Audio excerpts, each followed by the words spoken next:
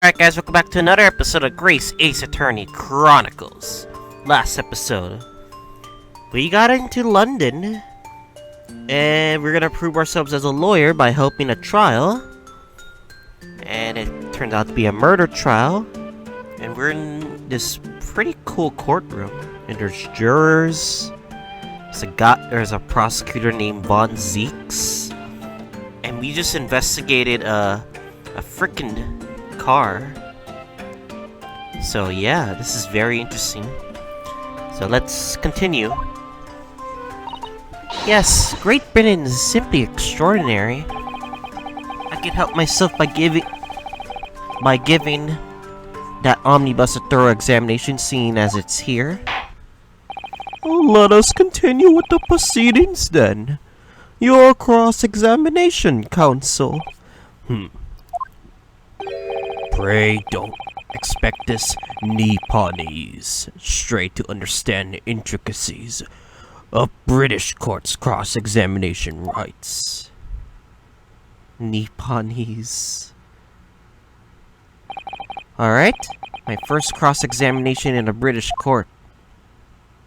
As I slap myself in the face. Focus, Ryunosuke, focus. Alright. We're gonna press as much info as we can.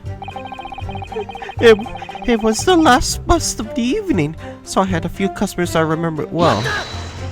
Okay. Yes, I think it was sometime after 10, wasn't it?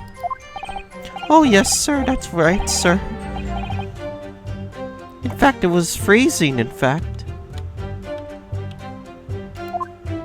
And you had 4 passengers on board at that time, is that correct? Yes, that's right, sir. Not all traveling in the same parts, but in the bus, but of course, don't know. And there were no passengers when the incident took place, no one alighted, for example. You're quite right, sir. Sir, no other passengers like that, no, none. So nobody fled the scene of the crime then? I have to say the boss insists on running. He does, every evening, the last bus of the day. But I do wonder sometimes if altogether worthwhile, yes, sorry to say. What do you mean by that? Well, what it being so cold and everything, I only making 20 pence on the run, you see. Yes, I spend that much on the pub on the way home, just trying to warm up again. Must be harsh in these cold weather. Fair play, man accusing. We're sat next to each other. Inside the bus. Oops. Wait, I gotta go back. No! Go back! Go back! Dang it. I couldn't go back, alright? So when it happened, the only 2 people in the enclosed cabin were the victim and the defendant. And, so help me, 3 whole people witnessed the man I'm trying to defend do the deed. I don't like to be pessimistic, but we do seem to be in a rather difficult situation. What am I supposed to think here? Is Mr. McGildy really innocent? Or could it be? But before we jump to conclusions, our first task should be to gather information. We need to understand the cases much better than we do at the moment. Yes, you're absolutely right. Let's listen to those witness statements again a little more carefully this time.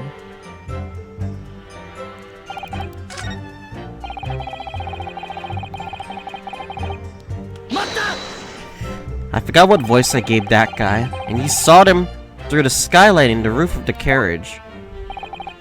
That's right. When you sit up the top deck, the window's right there at your feet.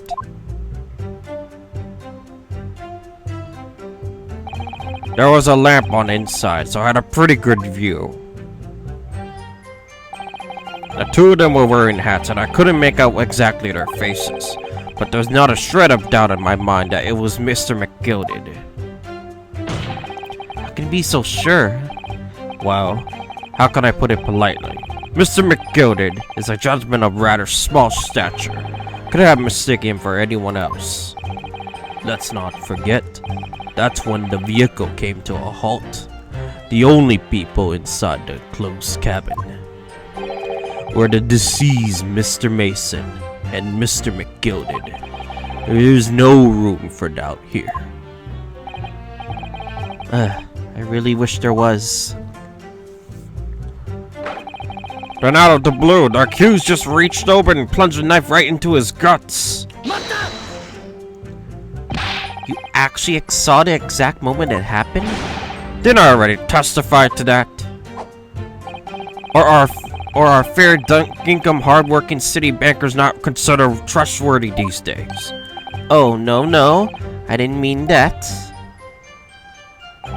This is no good. I really got his back up. Perhaps you could just tell us what you saw in that little more detail of that.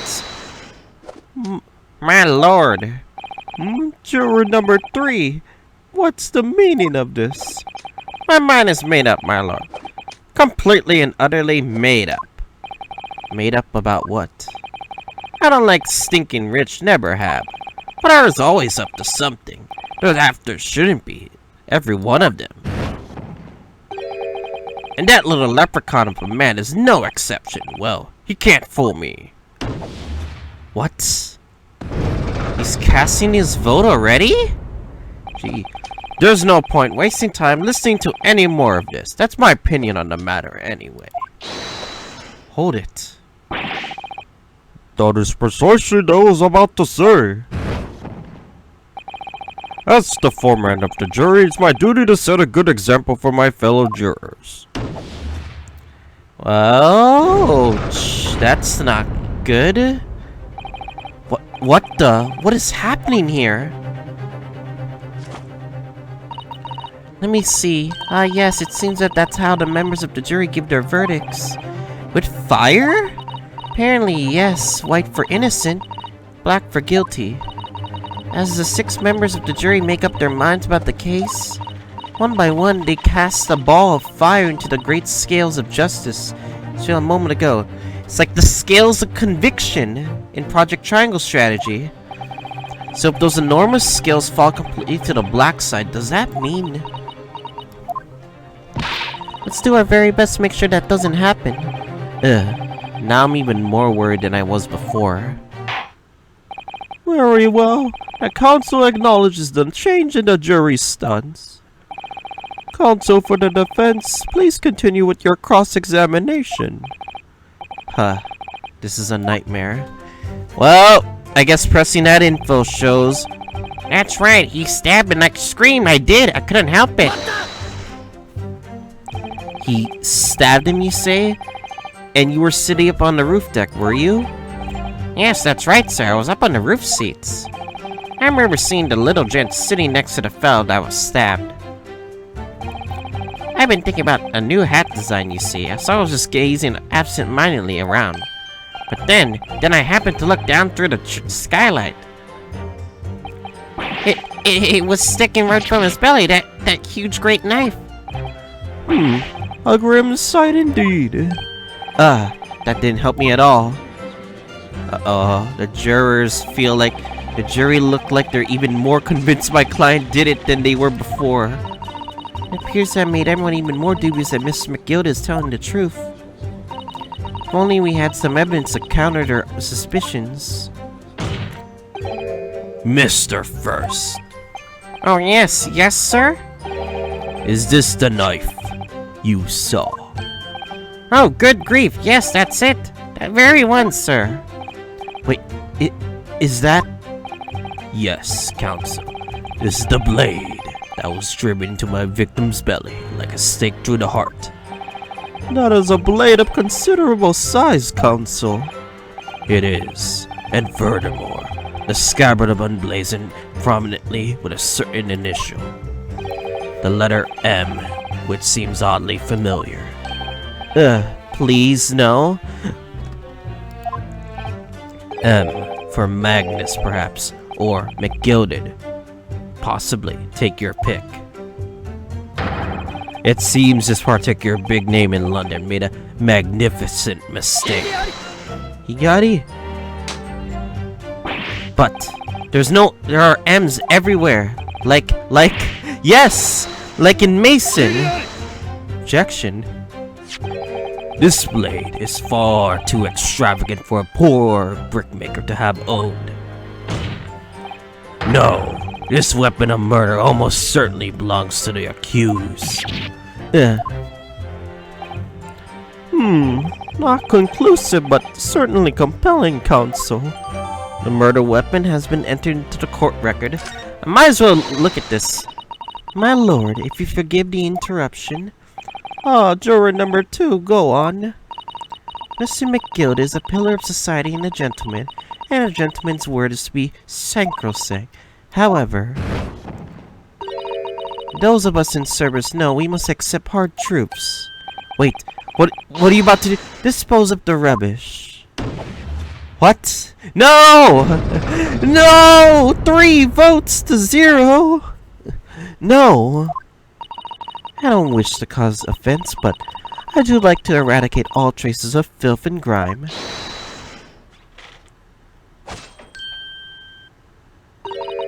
I have painstakingly typed every word uttered here today and cross-referenced for all the facts. As such, I am now in a position to draw the only logical conclusion. No! Oh, 4 votes to 0. Not again. That's 4 out of 6 jury members who propose a guilty verdict. There are only 2 left. We've had it. Every time I press these witnesses for more info, I just make the situation worse. Nevertheless, what we need more than anything else at the moment is more info. We're still very much in the dark. I suppose I'll just have to keep pressing the witnesses, and knowing more than sparks may well fly. Alright, we're gonna have to see this knife. That part is the sheath, isn't it? Are you right, Mr. Naruhodo? Oh, sorry, yes, I just don't really like blades. Oh, those don't seem like the words of a man who had a large katana slung from his waist. It's not a blade, that's Cosmo's soul. Anyway, there's no sense in delaying it. Let's see what the blade looks like. So... that looks like a lot of blood.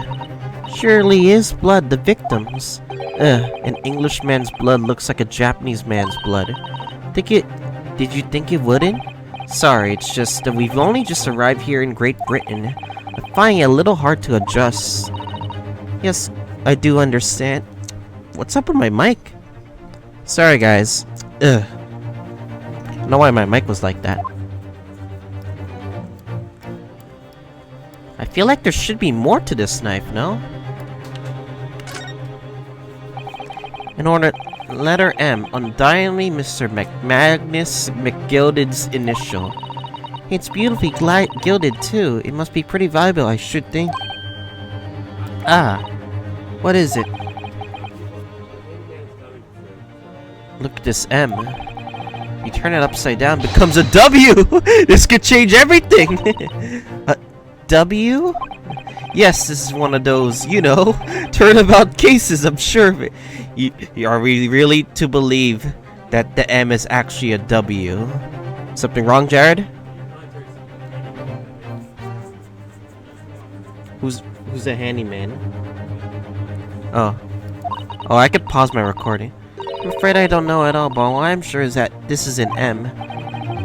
Well, the idea was quickly quashed. It's a W. Surely you can believe that.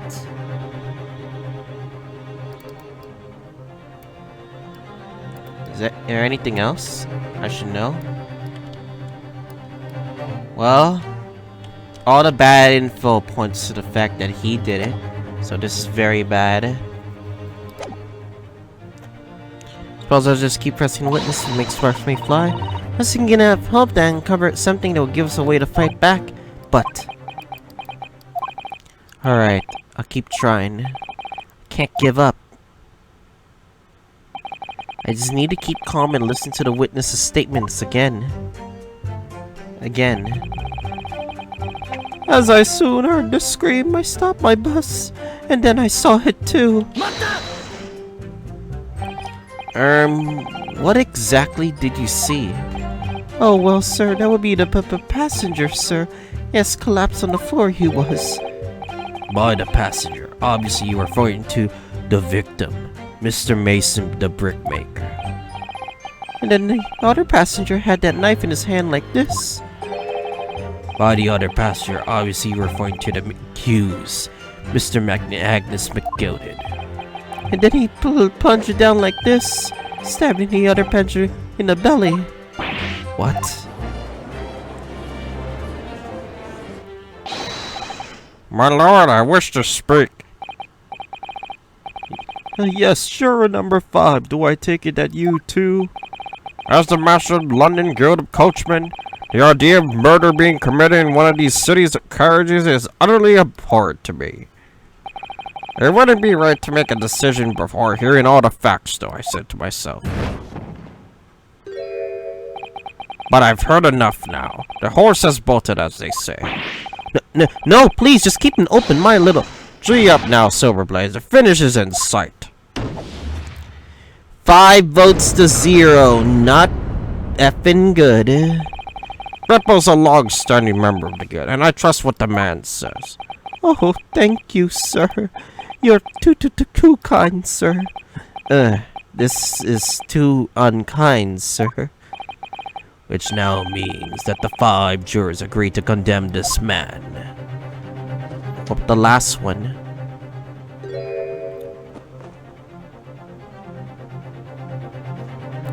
Damn it! Madam Juror number 6. Yes, dear. What can I do for you? You have heard the testimonies of the witnesses in the stand. Oh, yes, I certainly have. Still got my hearing, you know. Then, pray tell, why are you yet to pronounce your leaning? Well, dear, the thing is, I'm a creature of habit, me. I always go to the park around this time of day and sit it on to the nice mess and get on with my knitting. There's a lovely little park just near where I live. McGilded Park, it's called. Huh? The gentleman donated to the city, you know, with a smile on the Londoner's face, he said. Can't imagine such a fine young gentleman would have in it him to take another man's life. He's always doing wonderful things for the city. That's right, a man like that wouldn't stab someone, surely. Matter, maybe go to the McGilded Public Library? Later after we borrow some more books? How many Londoners live with their heads in the clouds do you people not know? What kind of a man Magnus McGilded really is? What kind of a man is he? The philanthropist, Magnus McGilded, has enough wealth to purchase the entire city he claims to value so highly. But where did all that wealth come from? Your client is a Shylock, sir, and one with the very darkest of souls. What? Stone the crows!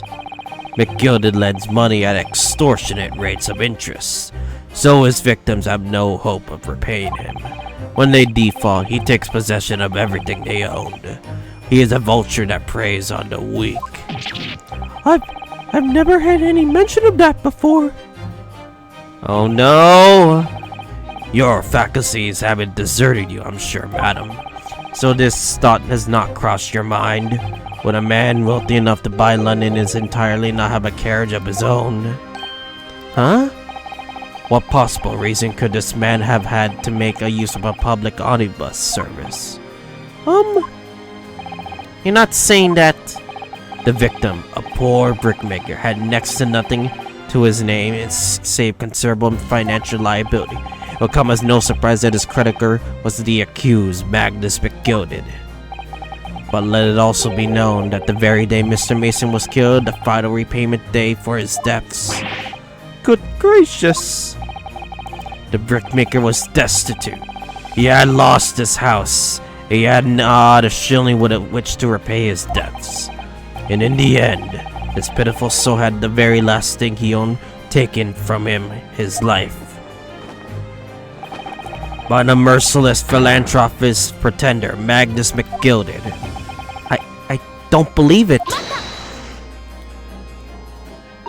If I may add something briefly, Mr. Sato, You claim that the victim had been lent money to Mr. McGilded, but where is the evidence to support your claim?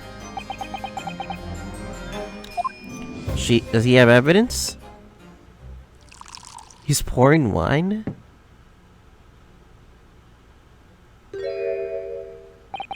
Pray forgive the discourtesy of filling my hollowed chalice in a court of law. Aha, there it is! Lord Von Zieg's hollowed chalice. What? How can this be considered acceptable? But I find myself in unexpectedly good humor. I had heard ladies from the Far East could show great courage, but I didn't expect to experience it myself. As judicial assistant to defense, I'm simply doing my job.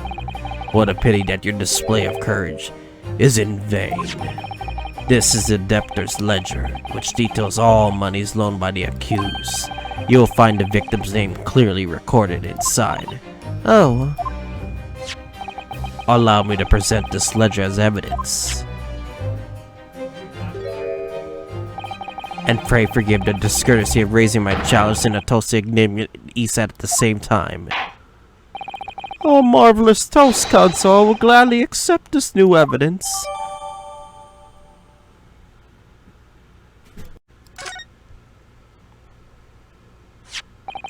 Oh, yes, 20 guineas. The victim owed a considerable sum. Came and speak. And the accused make quite certain he had ample recompense. Well, it would seem I've had the wool pulled over my eyes. Regrettably, madam, that is the modus operandi of the accused. And it is a pretty little park too. What a scoundrel. No, no, no! If the last vote goes, we can't continue the trial. Still, maybe it's all for the best. Wait a minute. Let's think about this a little more before. I don't stand for nonsense. Damn it. No. Wow. That was it. The last juror's decision.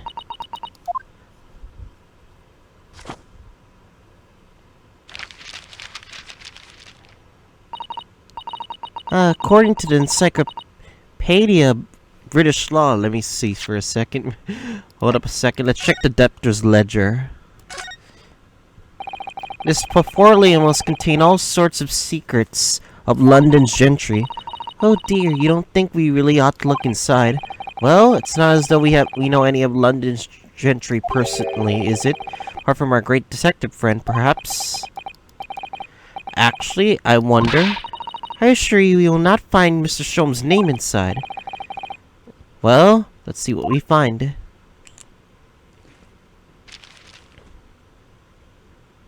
Alright. Gosh, it's crammed full of gentlemen's names, isn't it? Well, I suppose they're probably not all gentlemen at all, are they? After all, not everyone in this country is well off. Ah, goodness! What is it? Look at this, do you see the name here? Bruce Fairplay. Should that mean something to me, or it does sound strangely familiar, actually. Bruce Fairplay, the witness testifying at this very moment. Yes, of course, the banker. Why is his name in here? He borrowed 20 guineas, did he? Look, the repayment date is fast approaching. It's possible that is just a coincidence, of course, but this could be very useful info. Details ledgers have been updated in the court record. This Bruce Fairplay, who had been due to repay his loan imminently. What about the other side?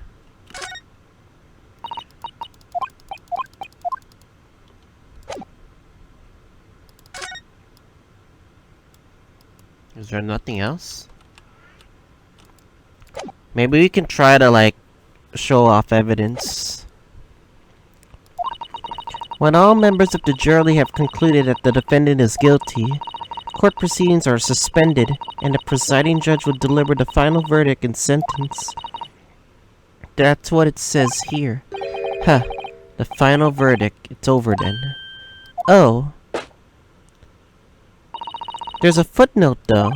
A footnote. However, the defense... All 6 members of the jury are now in agreement in this case.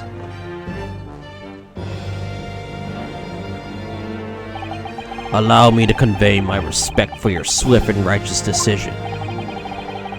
According to the laws of this country, I will now conclude the trial by delivering my final verdict. I trust there are no objections.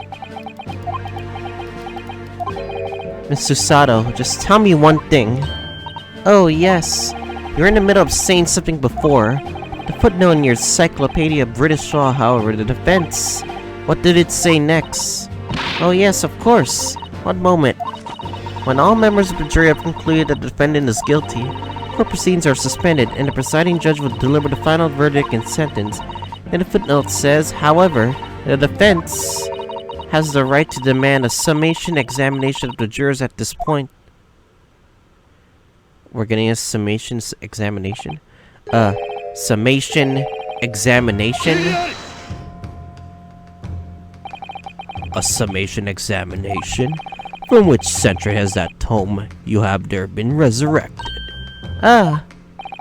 Judging by the binding, I would say that this book is at least 50 years old.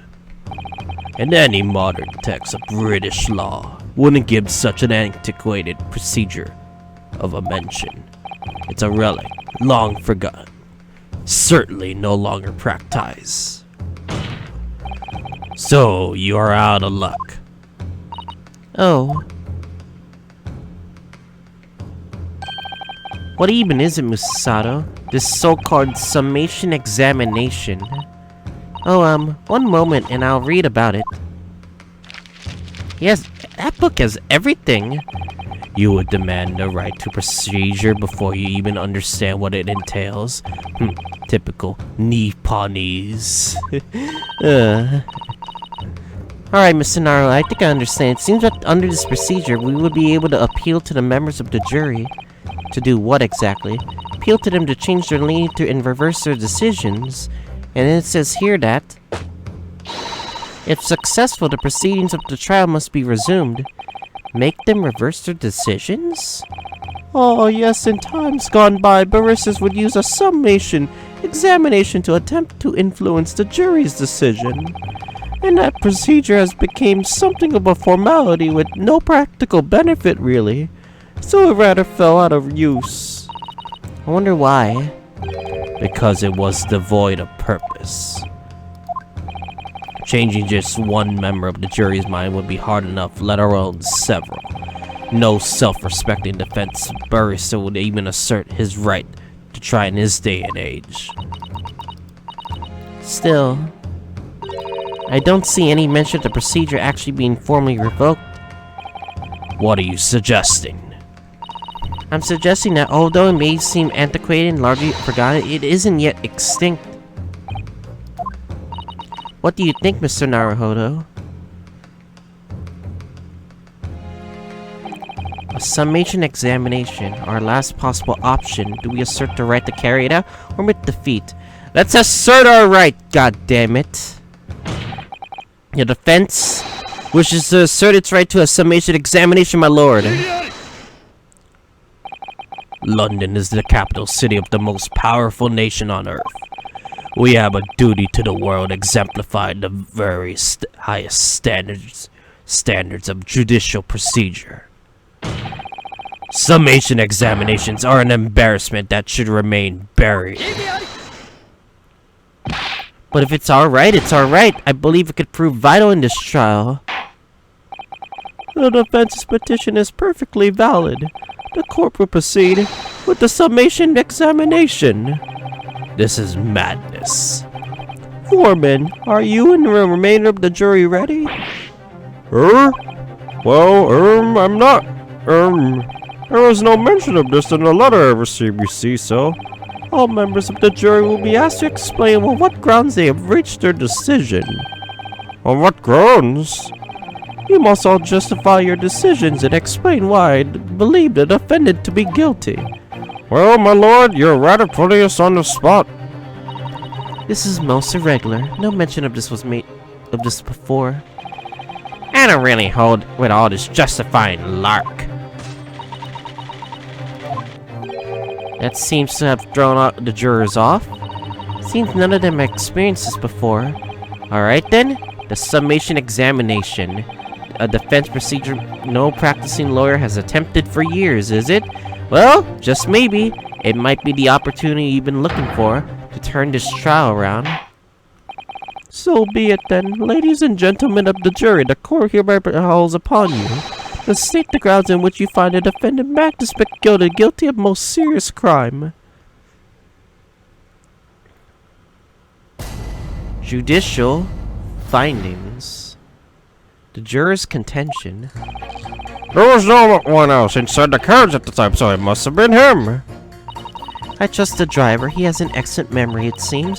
4 passengers with fares totaling 20 pence. He stuck the chap next to him just like this. Brazen, I must say. Absolutely brazen. I have simply typed and collated the statements made thus far and drawn the logical conclusion. We can trust the guild. Fair fares are our motto. We haven't raised prices above 4 pence for years. The scoundrel stabbing the poor man on the floor in beggar's belief. I'm starting to wish I hadn't pushed for this now. Some of the jurors don't seem to have one reform arguments, do they? Well, let's see what we can do. We need to get these 6 people to change their minds. Throw everything I can at them and use some very persuasive language. Just a moment, Mr. Naruhodo. According to my book, that's not quite how it works. Oh? I thought I was going to have to thaw their icy minds with some heartwarming rhetoric about the defendant. Fortunately, once the jurors have decided the defendant is guilty, they're unlikely to heed anything the defense says. But then, they reach their conclusions by their own reasoning, you see. Their pleas will sound like excuses. That could recoil on you. The more you try to persuade them, the more entrenched they may become. Then what am I supposed to do? Oh dear, I'm just saying what I read about in British law, Mr. Naruhodo. Right. Do you have any idea how to make this work, then? The key to this procedure is using the juror's own words to make your arguments. What do you mean? Well, the 6 members of the jury are randomly selected members of the public. They may be a President United Front, but the truth is, they are complete strangers who just happen to find themselves here in the courtroom together. And that's the way to break them down, you mean? Yes, exactly. You must listen very carefully to what each member of the jury says. See if we can identify any contradictory statements. If we can then contrast the statements and pit the corresponding jurors against each other. I see, so it's contradictions in what 2 or more jurors say that we're looking for. No, in a way then, this is similar to a regular cross-examination. Oh yes, I suppose you're right. Find contradictions in their statements and pit the jurors against one another to break them down. Alright, I might be able to pull this off. No, that's not right. I have to pull this off. Can we start proceedings, counsel? I would ask to take the stand for this. I'm expecting a clear, concise rebuttal. Yes, my lord.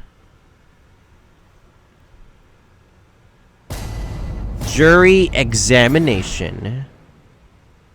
Defense's rebuttal.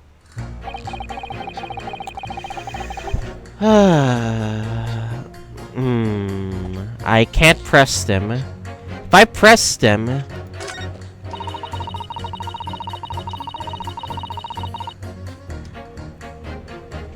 If I do... Well, the game said if I press them, I'm gonna lose my life.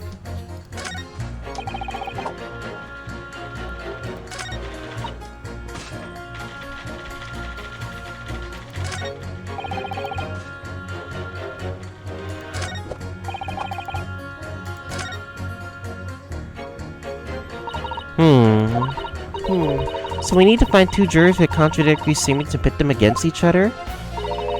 Which is so much easier said than done. Oh, wait. Oh, wait, they messed it up. Is that perhaps what you were just thinking? How did you know? Well, I took the liberty to do some research in case something you find yourself in such a situation. Try to read you what I found. It's a little long, I'm afraid. Alright, please go ahead. Very well, listen to this. During the summation examination, you will hear the assertions of the 6 members of the jury. In this situation, the counsel for the defense should use R and pit with impunity. Having done so, you'll be able to compare the chosen assertion with those of the other jurors. Select the corresponding buttons and listen to the other assertion again. Note that you cannot choose the assertion of the jury you initially selected, nor can you choose assertions of jurors who have changed their lean to not guilty already. Once you've compared the various jurors' assertions, work out which 2 contradict each other, then pit them together with R to pull them apart. I see. She wasn't joking when she said it was long. First step is to listen very carefully to which individual's juror has to say. I'm sure you'll start to see which ones might not agree with each other. Alright then, let's get this right now, so I never have to listen to that long and boring explanation again. Come on, it wasn't that boring. That's the spirit.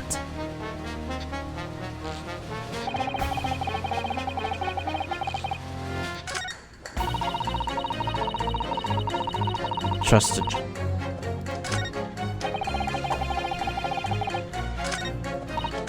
Alright. No one inside the carriage must have been him. He trusts the driver. Exit memory. It seems 4th passenger's fare stolen 20 pence. Like this. Brazen, I say. Stuck the chap next to him. Absolutely brazen. Simply typed and collated all the statements made thus far to draw a logical conclusion. Okay. Trust the guild. Fair fares is our motto. We haven't raised price about 4 pence for years. Scoundrel stabbing the poor man on the floor beggars belief. Alright, I think I know. I'm gonna put her with her. Fair pences, cabin phrase 4 pence for years. Trust the driver, blah blah blah. Okay, let's put that and that. I think because those two are those two seem similar. The 2 statements clearly contradict each other. Hey, do explain yourself, counsel. Me? Oh dear, what have I said? I swear the Silver Blaze's name and made a name. I haven't the first idea what you're talking about. Oh god, there's a fly. There's a fucking fly! Ah! According to the group testimony we heard so far, there are 4 passengers on the omnibus in question, and according to the coachman, Mr. Beppo, he took 20 pence in fares. Quite right. I have those precise details typed neatly here in front of me. And juror number 5 also told us the following. The fare for the omnibus is always 4 pence. That it is, a fair and convenient single price. That's the way the London's carriages should be operated. That doesn't add up at all. In fact, it leaves a glaring discrepancy in the facts. Why, man, why? 4 passengers paying 4 pence each. If you do the multiplication, it would be 16 pence. Exactly, as I said, it doesn't add up. The figures are different. And 4 pence, in fact, or precisely 1 person's fare. 1 person's fare. Oh. Yes, in other words, the omnibus that night. It's distinctly possible that there was another passenger we've heard nothing about. 4 pence, 4 pence, 4 pence, 4 pence. That makes sense. If we conclude, if it added to 16, if we add another 4, there could be another one. Good gracious. This cannot be right. The coachman of the guild are good and honest men. One and all, trustworthiness is our watchword. The figures your coachman claims certainly do not add up. Your watchword, good sir, is a fallacy. I beg your pardon? Mr. Guildmaster, I think you ought to consider that if this trial were to end now, the news will surely spread all over London. The news that one of your coachmen tried to hide the fact that that he lets nefarious characters ride his omnibus. Alright then, how do I make it so this miserable trial doesn't end, Well, according to my book here, you simply launch a ball of fire into the innocent side of the set of scales. No, hold your horses there, coachman. Oh, an agreement. Why do you have to go in? Wait till I get my hands on you, Beppo. Yes, 5-1. There we go. We kind of convinced one. Oh, this is very irritating. Begging your pardon, sir. I'm going to do the same. Jurors.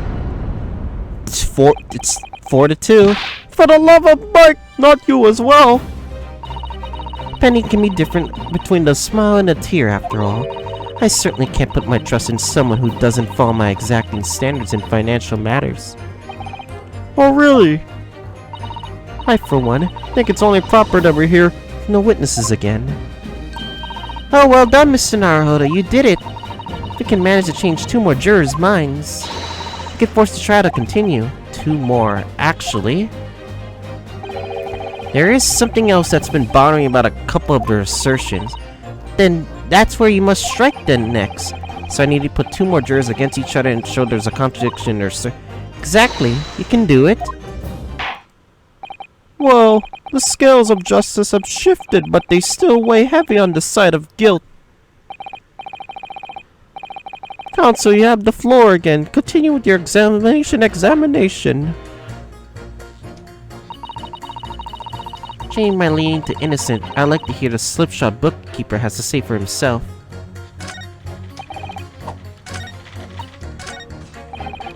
Grr, Beppo. This trial has to continue so I can get to the bottom of this corruption. Not guilty, I say. Okay, so 2 and 5 are out, so we gotta figure out who the next 2 are.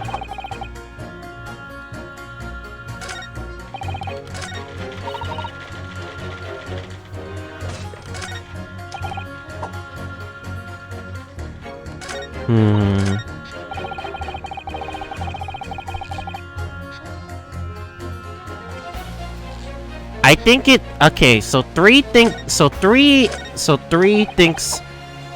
Yeah, the stab. Blah blah blah. Number 6 saying the stab again. I think it's 4 and 1.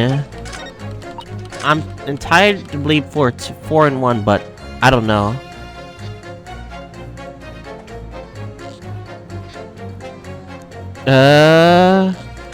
Because they both conclude that it's been him.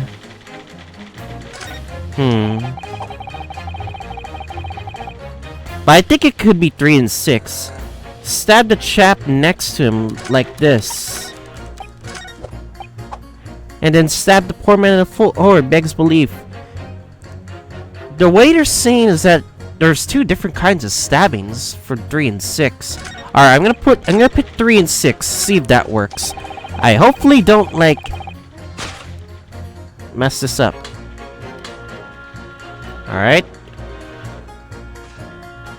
3 and 6. And go. Those 2 statements are completely contradictory. What? Explain, counsel, post-haste. Oh, dear me. I was only knitting a jumper for my other half. What's this about a claptrap? What does this contradictory even mean, I ask you? Well, we heard more than from one witness that they allegedly saw the actual moment when the defendant stabbed the victim. Now, out of curiosity, juror number 3. What? Can you see that I'm busy here? How would you say the defendant stabbed the victim? What sort of motion was it? Huh, want to test me, do you? It was like this, stuck the poor fellow next to him, without even getting up, just like the prim banker said. Yes, that was Mr. Fairplay's testimony, quite true. Now then, juror number 6. Oh, is that me, is it? What can I do for you, young man? How would you say the defendant stabbed the victim, madam?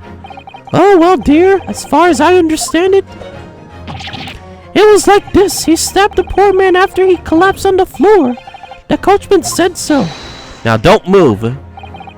Take a look at these two jurors. He stuck the foot hello next to him without even getting up.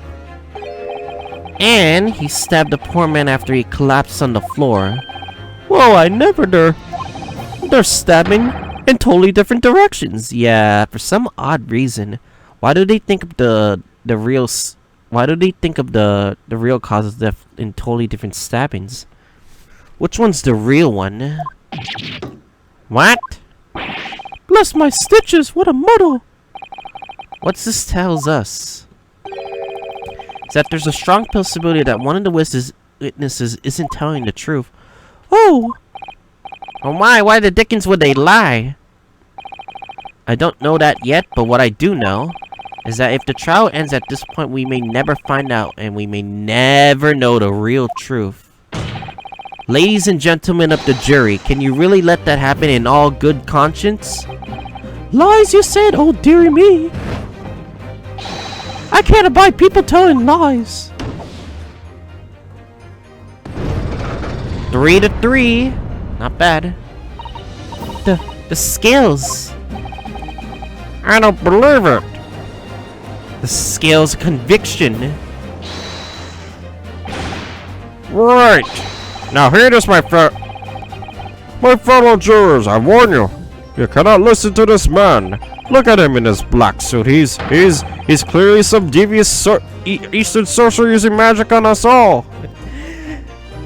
I'm not sure that logic applies here. Or you're just being racist, thinking you're calling me a devious Eastern sorcerer. Hey, fuck you, mate. Fuck you. If I could use magic, do you really think I'd be putting myself through all this? Answer me this, Dark Jinx. Huh? Me? What exactly is the problem? What if these two witnesses have slightly different recollection of events? What of it? Let's say the Shylock did stab the victim as he sat next to him on the omnibus, and the young dandy saw him do it. And now let's say that the victim collapsed on the floor, and then the Shylock stabbed him again.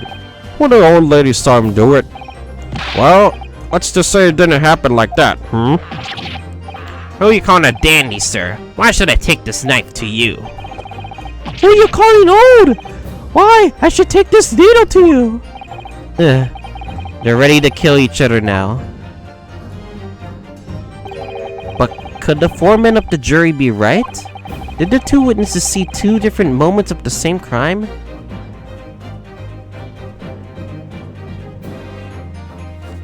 Check the autopsy report real quick. Cause of death, a single stab to the abdomen.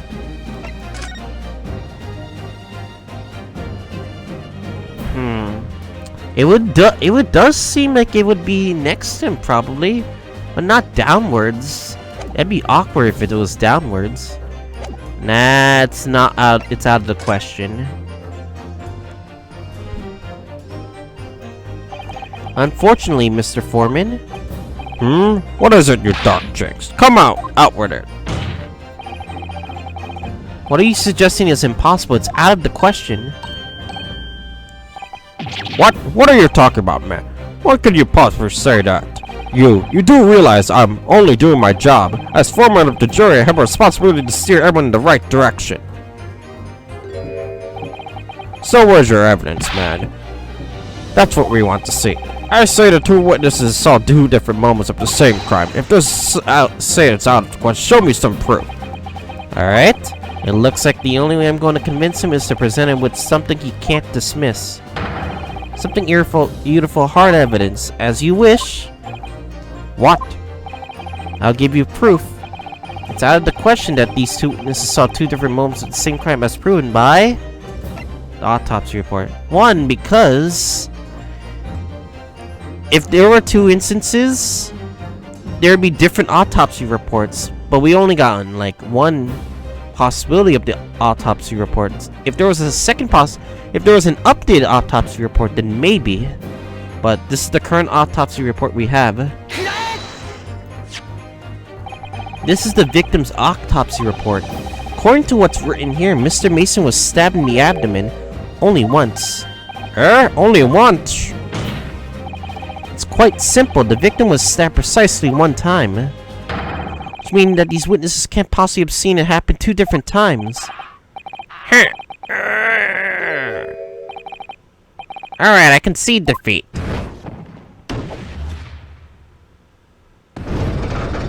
Four to 2. The scales of conviction. That means 4 jurors are leaning to not guilty. We done it, Mr. Naruhodo. We've won. Yeah! Woohoo! Well, no celebrating just yet. What are you playing at, you dandy fool? You shut your trap, sir. No one deceives me. Well, we had a consensus. I said set your trap. I know a liar when I see one, and if the chap ever dares to cross the threshold of my shop, I'll take this razor-sharp blade and shave every last hair off his head.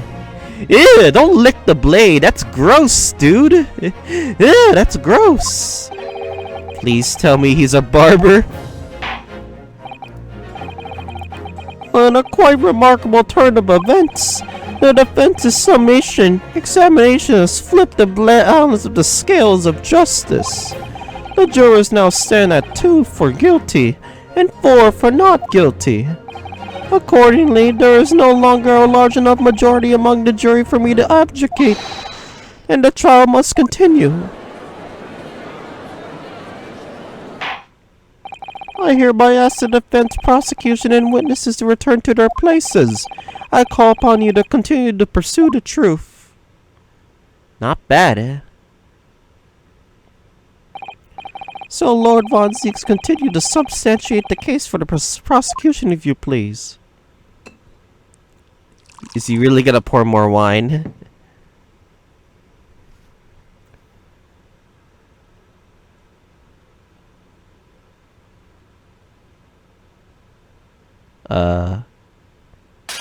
What? No! Having savored the rich aroma of the carmine contents of this hallowed chalice.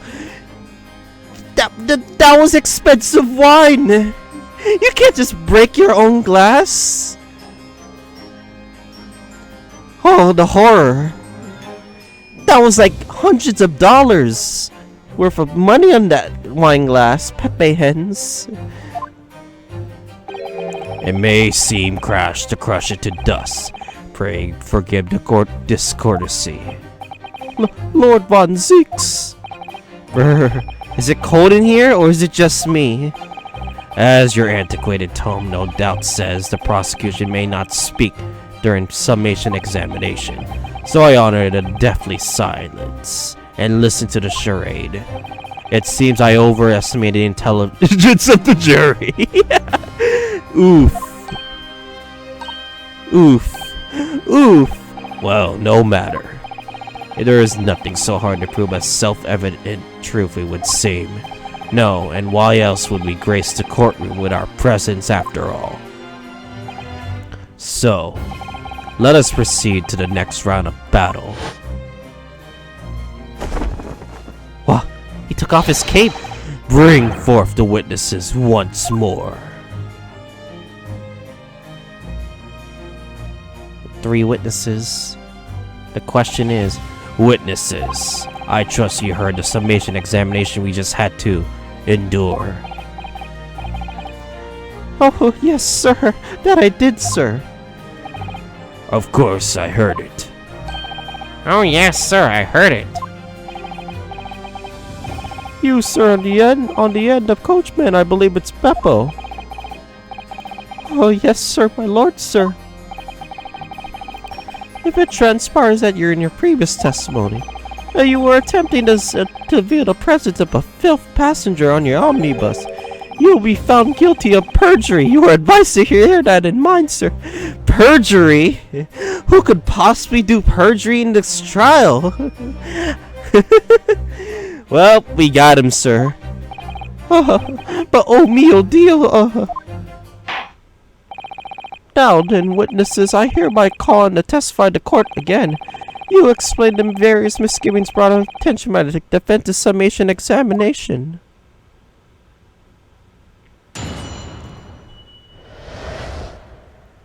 Alright, guys. we're gonna save. That'll be it for today's episode. So next time on Grace Ace Attorney Chronicles, we're gonna continue to examine the witnesses once again, and hopefully we can actually make progress. This is our first summation examination. Print did pretty well. I didn't want to press any statements, of course, because like it was, yeah. So yeah, I guess I'll see you guys all next time.